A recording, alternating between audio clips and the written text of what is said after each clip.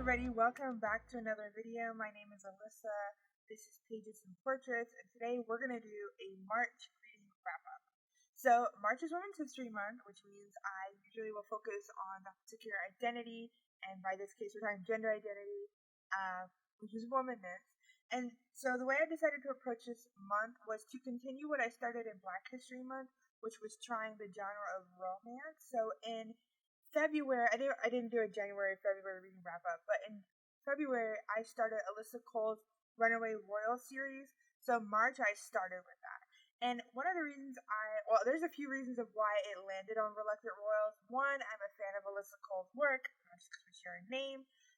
The When I Get Home, I believe it's called, her 2020 novel, When No One Is Watching. I really enjoyed it. I read that in December.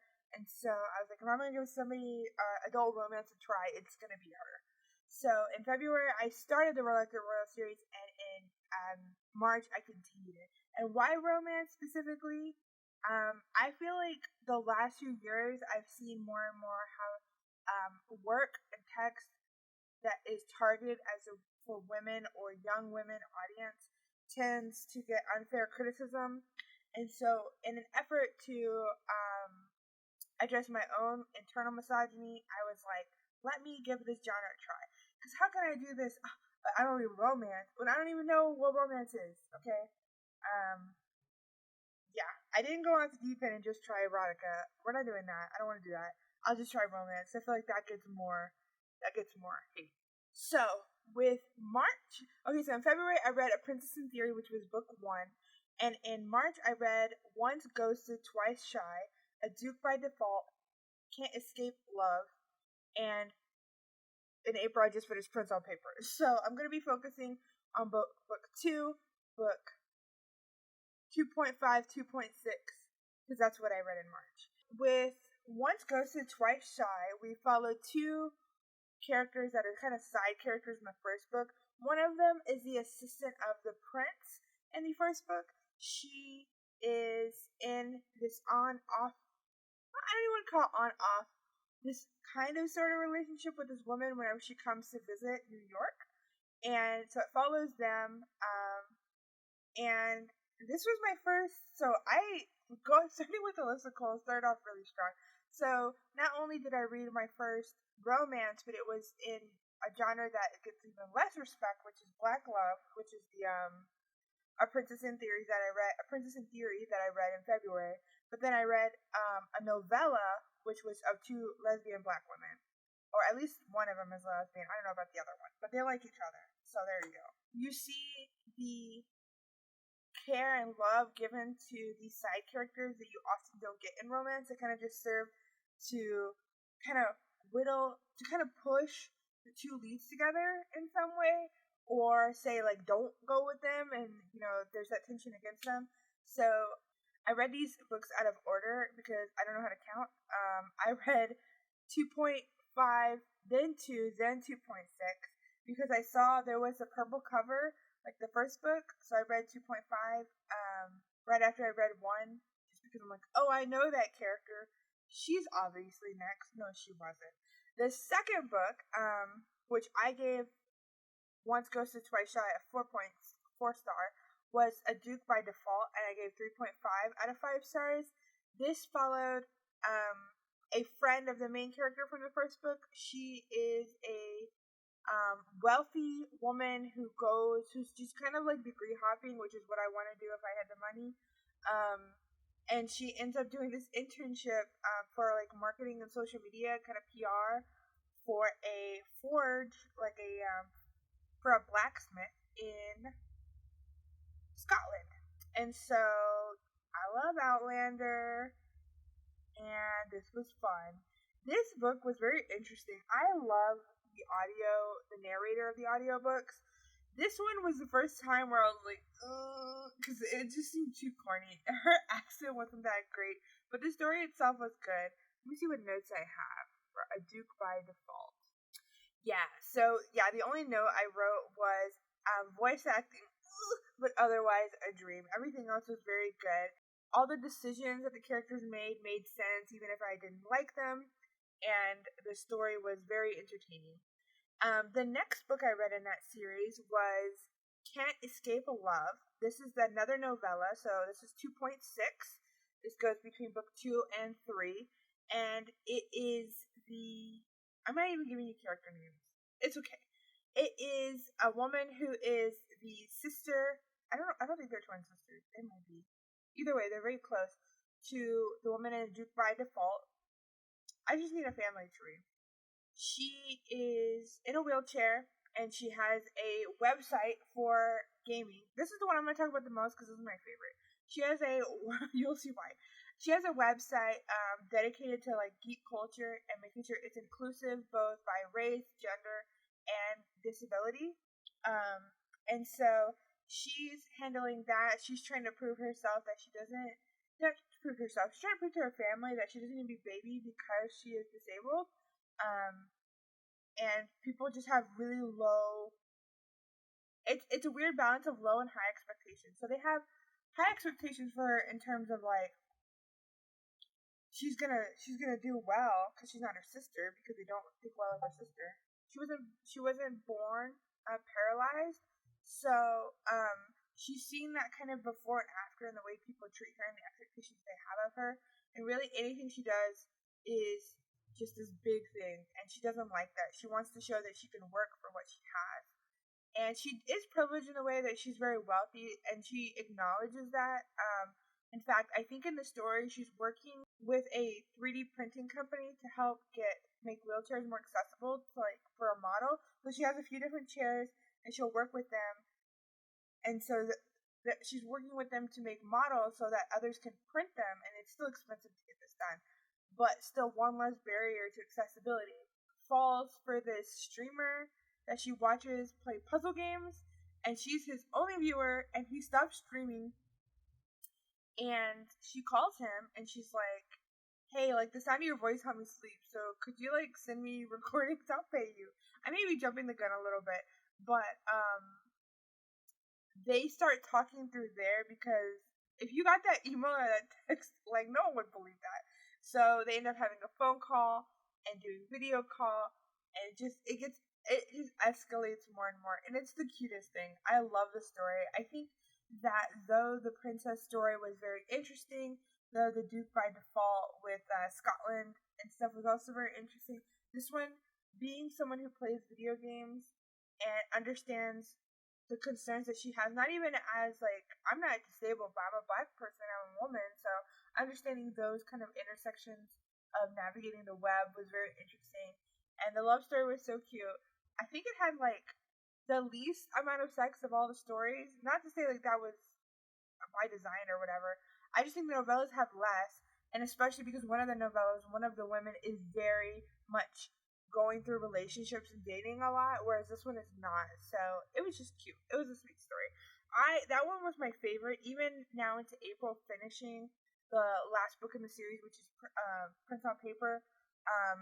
Can't Escape Love was my favorite. I gave it a 4.75 out of 5. When I said that voice acting note earlier, that's not what I meant. I meant to say the accent was really bad. But the voice acting on this one was also very good. I think it's the same woman. The only thing that bothers me is, like, the woman that wrote the story did her research, Alyssa Cole, whereas the narrator seemed kind of unnatural when she was talking about game-related stuff. Like, the words and the flow of the sentence made sense because I was a writer, but the way that they were performed were a little cringy sometimes. Like, she would say anime, and it was just it felt like my mom or somebody talking about it. So that was weird, but I like the story. The next book I read to kind of take a break from that series was You Should See Me in a Crown by Leah Johnson, who is a Black American writer.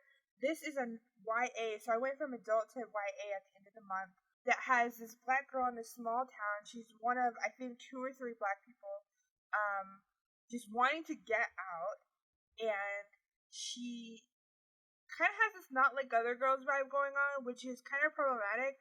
But I will say, I kind of give her a pass because literally she's not, because she's black and everybody likes to point it out and give her these microaggressions. It's not like the trope in the sense of all the other girls are bad. It's just that she's literally different, and her differences are pointed out because of her race.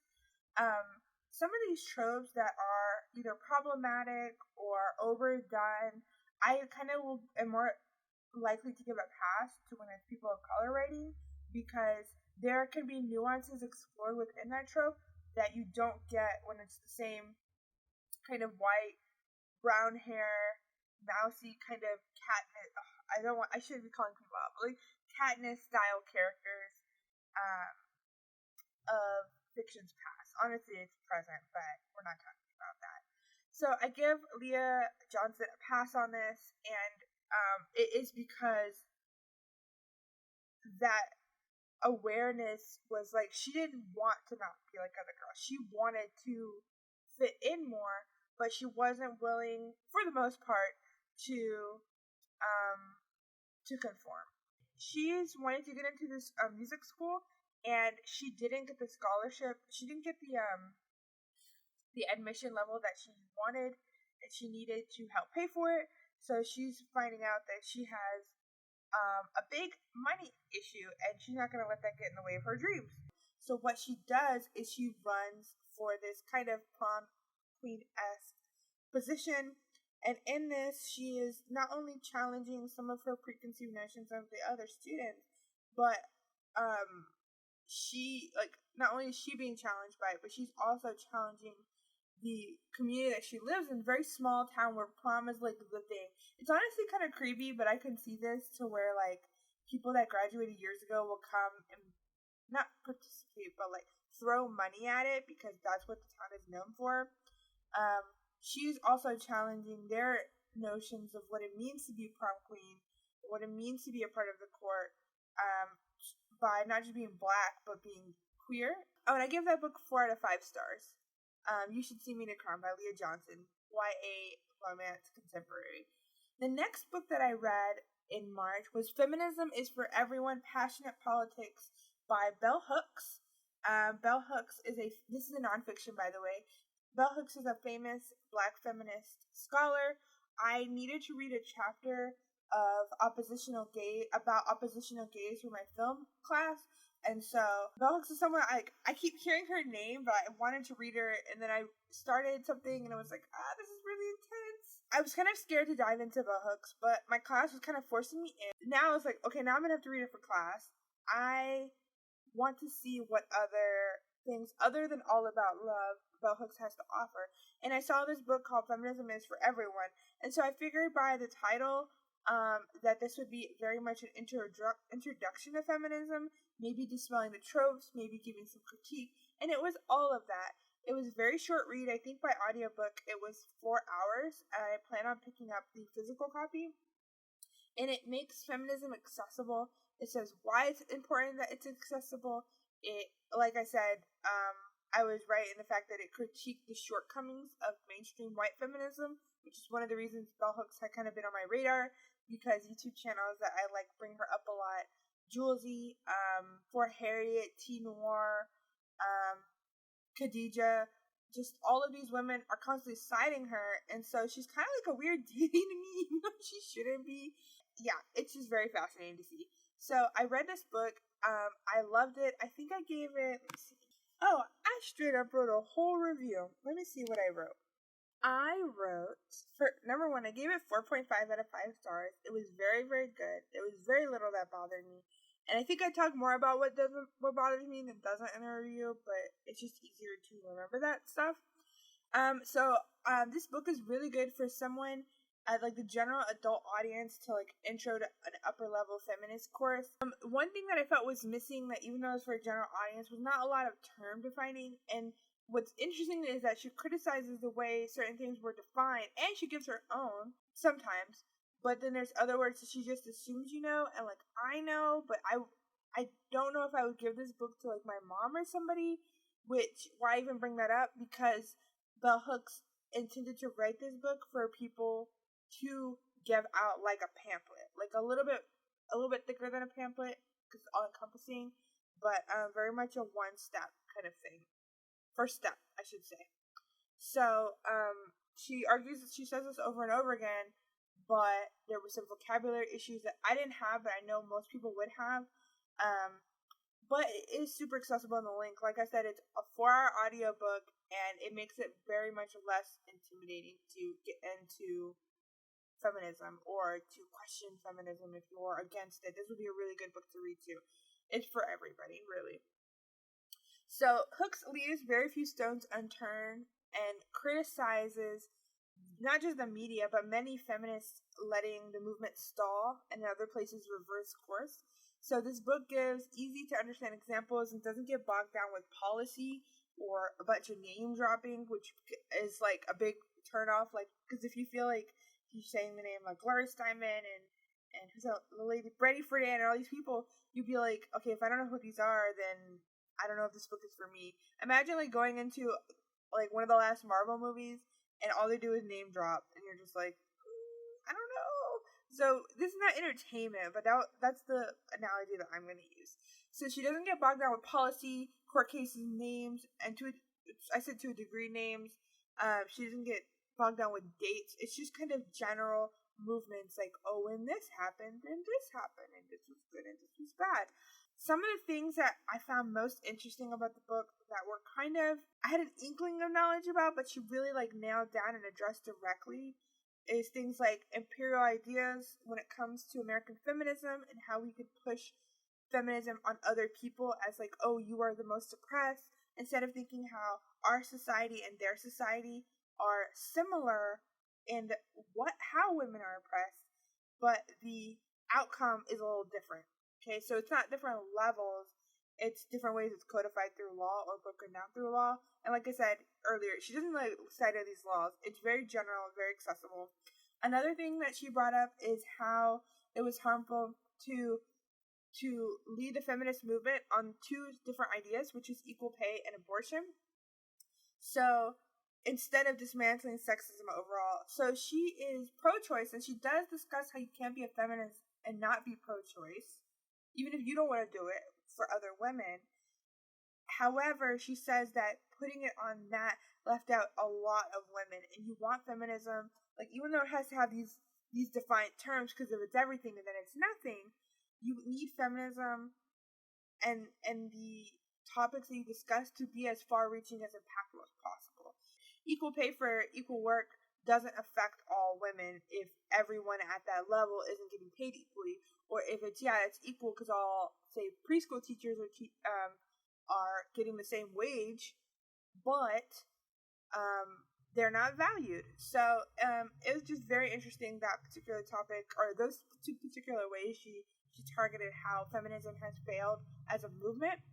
And then the third thing was how abuse has been framed to the detriment of dismantling sexism. So what she did with this was she talks a lot about this in the book, the stereotype of the angry feminist, and she said one of the ways that this has been backed up and seen as a fault is the way we've talked about abuse as a man beating woman thing, instead of a power beating a powerless. And so she discusses not only the ways that in like same-sex relationships, like lesbian abuse, can still happen, but also the abuse that mothers inflict on their children, because no one wants to be at the bottom. And so whatever harm, for example, a husband will put on a wife will exert her power and her harm onto the children. And children don't have, with very few exceptions, any speaker to speak up for them. Her chapter on abuse and domestic violence, or just violence in general, is very fascinating. Really like that chapter. That imperialism, feminist imperialism, and how it's harmful to center feminism on two distinct ideas rather than just dismantling sexism, I found the most interesting chapters, because I'm like, I never thought about it like that. And I feel like everybody will have a chapter from this book. I talk about this book the most. It's great. The only reason I didn't rate it a 5-star is because of the binary nature in when she talked about gender and sex. She used gender and sex interchangeably, and I can give like a little bit of a pass because the book was published in the year 2000, and much of her work is from the 80s and 90s. However, it was still kind of cringy to hear in the year 2020, and she did this despite being an active part of the queer community. Despite bringing up lesbians in many of her discussions and bisexual women, there was no discussion of trans women at all, and that was very sad to see. And I can give her a pass, kind of, knock her down more than like 0.25 or 0.5 points, I guess, on my rating scale. But it was still after the height of the AIDS crisis. So like, what are you talking about? How are you ignoring all these women? So that was disappointing. But overall, the book was very, very good. I'm excited to read more bell hooks. I was so intimidated by the idea of bell hooks that I started with this book, and I don't regret it, and I loved it, and it was so good. So the final book that I read in the month of March was Clueless Senior Year by Sarah Kuhn, I think is her name, Kuhn. She is an Asian American comic book writer, and this book just follows the 3 characters from Clueless. It's kind of straightforward, senior year. It's a very campy, cute novel. I gave it 3 out of 5 stars. Humor, romance, YA. I mentioned that the writer is Asian. The artist, I believe, is white. Just because I am tracking to see, making sure that I'm reading more inclusively. And it's weird, like the only Asian writers that I've read this year have been comic book artists or writers. So that's a little disappointing, but I did it with this one because I needed something light and easy. I know I read a lot of romance this month, but it also had the bell hooks thing, which was a little bit more of a serious topic and a lot of heavy reading for my class. So I wanted to read something fluffy, something I normally wouldn't pick up, and again, addressing the ways that other media is seen as unvaluable because it's for women. So Clueless is definitely one of those stories, even though I really like the movie, I do see that the way it's talked about, and even that whole addressing misogyny in terms of how we value women is addressed in the movie, and so I'm like, I wonder how it will carry on in the story. And it didn't really, it was okay. Like, it wasn't that deep. And that's fine. So it was okay. If any of these books sound interesting to you, please let me know. Have you read the Reluctant Royal series? If you haven't, did my poor descriptions of it make you want to try? Stay tuned for upcoming videos. I don't know if I'll do another one this month. I have so many that are starting to be recording, but have gone nowhere because I've been so busy. But I'm also trying to make sure they stay short. And you don't want another 40-minute video. If you like this video, please click on the like button, share, and subscribe. Especially share with someone if they like romance, and then they can come in my comments and tell me how I didn't describe anything.